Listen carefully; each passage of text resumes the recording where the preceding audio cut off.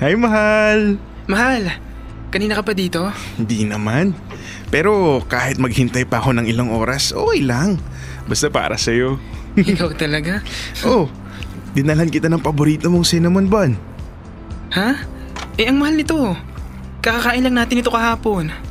Nagasusan ka na naman. Ano ka ba? Okay lang yun. May extra pa naman ako. Gusto lang kitang, alam mo na, pasayahin.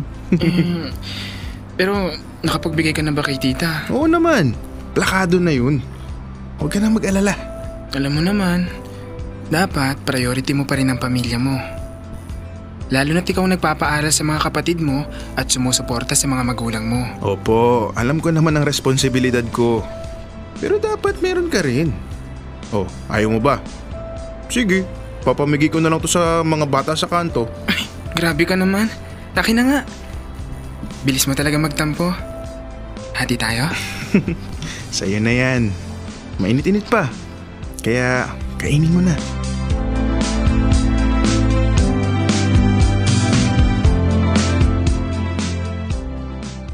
Dear love, boyfriend ko si Noah. Masasabi ko na ang relasyon namin ang ideal relationship ko. Sobrang daming pag-unawa sa isa't isa, walang lamangan, at wala kang ibang mararamdaman kundi pagmamahal. Wala akong naging problema kay Noah. Smooth ang relasyon namin. Walang away na hindi kayang ayusin ng maayos na usapan. Kaya kahit anong pagsubok ang pinagdaraanan namin, ay magkasama naming hinaharap. Pero gaya ng mga kwento sa pelikula, kahit gaano kaganda ang love story nyo, meron at merong kokontra. Ang hindi ko lang inaasahan, kadugo ko pa.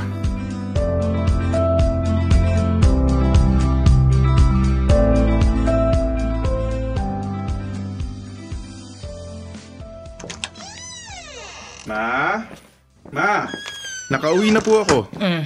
Saan ka na naman galing? Bakit late ka na naman umuwi? Hinatid ko po si Noah. Hinatid?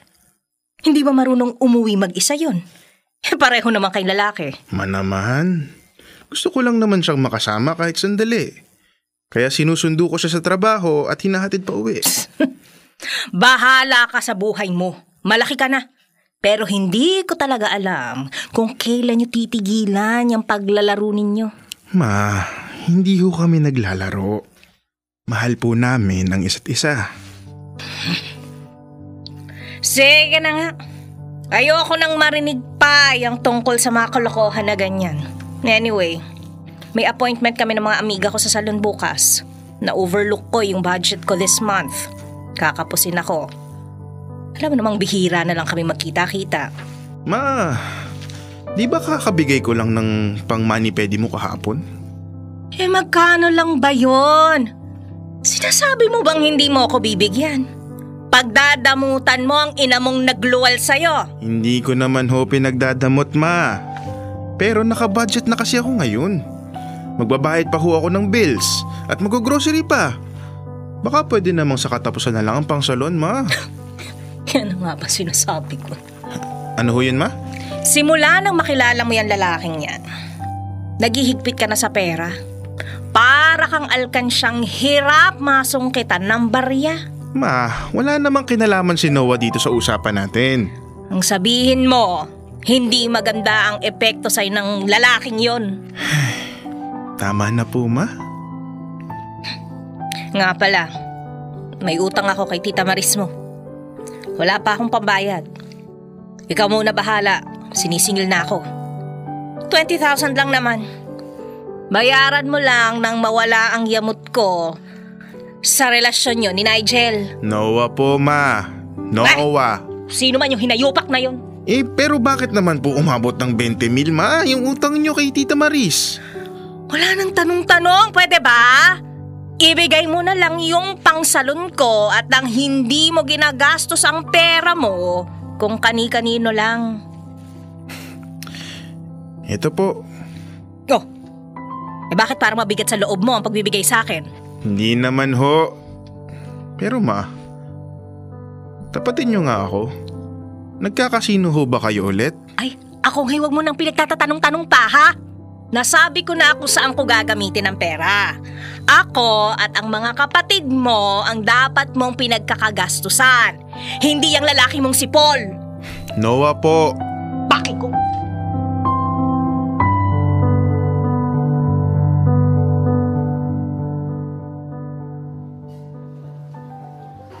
Daryl! Ang tagal mo naman! Kanina pa kita inaantay. Malamig na tuloy yung kape mo. Girl, Bea, sorry talaga. Ang dami kasing pinapaasikaso sa akin sa bahay. Okay lang. Alam ko naman ang pinagdadaanan mo. Tsaka sagot ko na tong kape. Alam ko naman kahit mas mataas ang sahod mo sa akin, wala namang natitira sa'yo. Thank you, Bea. Medyo matindi lang talaga paghihigpit ko ngayon sa pera. Lalo na't nagkaroon na naman ng utang si Mama. Oh, tapos ikaw na naman ang pinagbabayad. Grabe naman.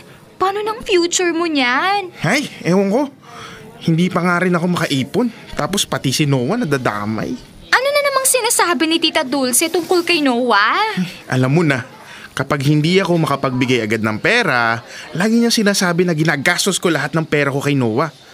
Alam mo namang hindi yun totoo, Bea. Ayaw na ayaw nga ni Noah na naglalabas ako ng pera. Lalo na kung para sa kanya. Kaya hindi ko alam kung saan hinuhugot ni Mama ang mga pinagsasasabi niya. Grabe naman.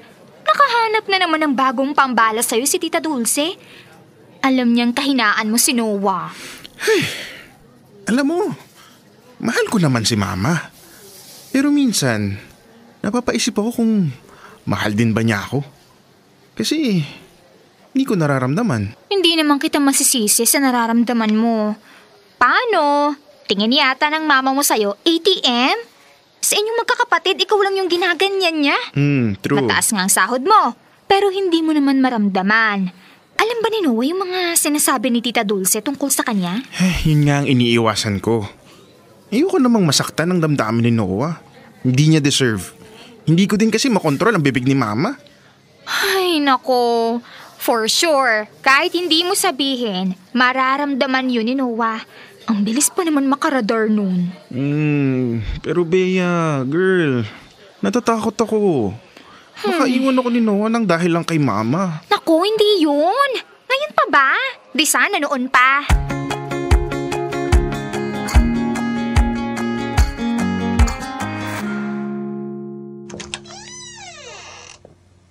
Ma, nakauwi na ako. Dala mo na ba yung pera? Pasensya na po, Ma. Nakalimutan ko. Ilang beses ko nang sinabi sa'yo yan, Daryl. Sa dinami-dami ng pwede mo makalimutan, yung importante pa. Diba? Sinabi ko na sa'yo na sinisingil na ako. Nangako akong magbabayad. Ano na lang ang sasabihin nila sa akin? Na wala akong isang salita. Kung ano-ano kasing inuuna. Ma, baka pwede hong pakiusapan muna. Bukas na lang po kunin. Nawala lang talaga sa isip ko. Buisit! Puro kasi kabaklaan. Magkakaanak ka na rin lang, hindi pa mapakinabangan. Kapag sa ibang tao todo bigay, pero sariling ina madamot! Pweh! Ma, tama na ho. Huwag ho kayong magdabog. Baka marinig tayo ng mga kapitbahay. Nakakahiya. Wala akong pakialam. Ikaw ang nakakahiya. Ha? Sa pagkakatanda ko, nagluwal ako ng lalaki. Lumaki ka lang, naghanap ka na din ng karelasyong lalaki. Ano ho bang gusto niyong sabihin, Ma? Simula nang dumating yung lalaki mo na yan sa buhay mo, nag-iba ka na. Napakahigpit mo na sa pera, ni hindi ka na mahingan. Baka naman kaya wala kang maibigay ngayon kasi inubos mo dyan sa lalaki mo. Ano? Hinuhut-hutan ka na, no? Tama ako. Ma, hindi ho ganun si Noah. Talaga? At ipinagtatanggol mo pa? Bakit? Bakit hindi ka na lang sumama sa kanya? Kasi mukhang may gusto kang patunayan. Ni hindi mo na nga tinupad ang pangarap kong maging doktor ka, hindi ba? Tapos ngayon, nagdadala ka pa ng salot sa buhay mo! Ma, teka lang ha. Hindi na po tama ang mga pinagsasabi at binibintang nyo. Opo, bakit bakla ako. Pero hindi naman po siguro tama na yurakan nyo ang pagkatao ko nang dahil lang sa landas na pinili kong tahakin. Kayo po ang lagi kong inuuna. Pero may hangganan din po ang mga bagay na kaya kong ibigay. Ma, mabait si Noah. Hindi ang pera ko ang habol niya sa akin. Mahal niya ako. At mahal ko siya. Ito ang pakatatandaan mo, ha? Kahit kailan, hindi mo makukuha ang suporta ko dyan sa relasyon nyo. Lalo pa ang kabaklaan mo! Bakla!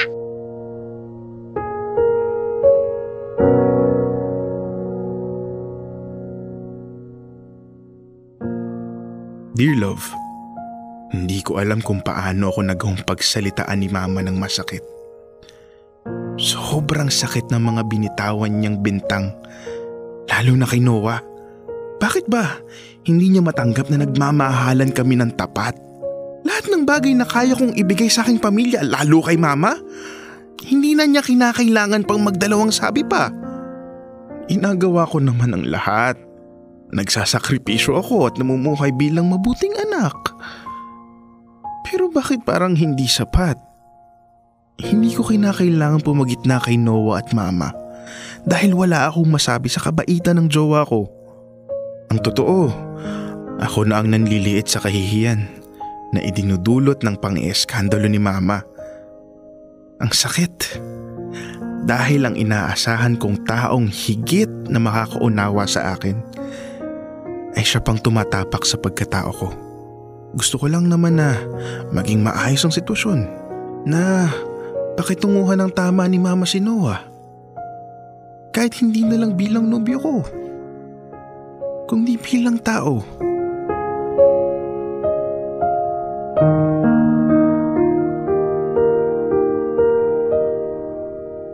Mahal, pasensya ka na ha. Naiintindihan ko naman kung gusto mo nang lumayo. Kung makikipaghiwalay ka na dahil sa hindi magandang pakikitungo sa'yo ni Mama. Pero maniwala ka, mahal. Sinusubukan kong ipaintindi sa kanya ang sitwasyon natin. Ang relasyon natin. Ako na ang humihingi ng dispensa sa lahat ng hindi magandang nasabi niya tungkol sa'yo. Daryl, napakabuti mo talagang anak. Hindi ako nagkamali ng pagpili sa'yo. Oo, aaminin ko na sasaktan ako. Pero huwag kang mag-alala. Dahil labis ang pagmamahal ko sa'yo at hindi ito mababawasan nang dahil lang sa hindi maayos na pagtrato sa akin ng mama mo. Ikaw ang mahalaga para sa akin. Kaya hanggat mahal mo ako, hanggat gusto mong nasa buhay mo ako, I'm here to stay. Totoo ba yan? Oo naman. Pinabibilib mo ako. Ang hirap kaya maging mabuti. Lalo na kapag binibigyan ka na nila ng maraming rason para pumalag, para maging masama. Pero ikaw, pinipili mo pa rin ang pangunawa. Pinipili mo pa rin ang respeto. Natatakot lang ako na baka dumating ang araw na hindi mo nakayanin. Na baka dumating sa puntong ayaw mo na kasi ganun si Mama. Mahal, parang hindi mo naman ako kilala. Hindi ba ang sabi ko sa'yo, sasamahan kita kahit anong mangyari. Lalo na sa mga bagay na hindi naman natin kontrolado. Huwag kang mag-alala. Alam kong hindi mo ako pababayaan. Alam kong ipinaglalaban mo ako. At higit sa lahat, naniniwala ako na wala tayong ginagawang masama.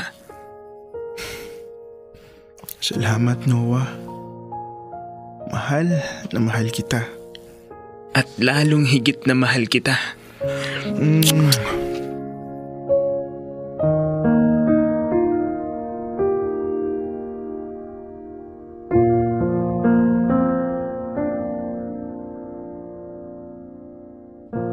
Dear love, pagkatapos ng lahat ng nangyari, kahit anong gawin kong pagbibigay, kahit anong pagsisikap kong ipakita na mahal ko sila, hindi pa rin nawala ang pangungutya. Lalo na ng sarili kong nanay. Hindi lang sa akin, kundi pati na rin sa aking pagkatao. Umabot sa puntong hindi na lang salita ang kanyang pinakawalan. Pati ang mga kamay niya, tumapo na rin sa akin. Masakit. Pero hindi ako nagtanim ng galit. Pinili kong lumayo muna. Hindi dahil sa duwag ako at sumuko na, kundi dahil minsan kailangang lumayo para mahanap ang katahimikan, para hindi na lumalim pa ang mga sugat.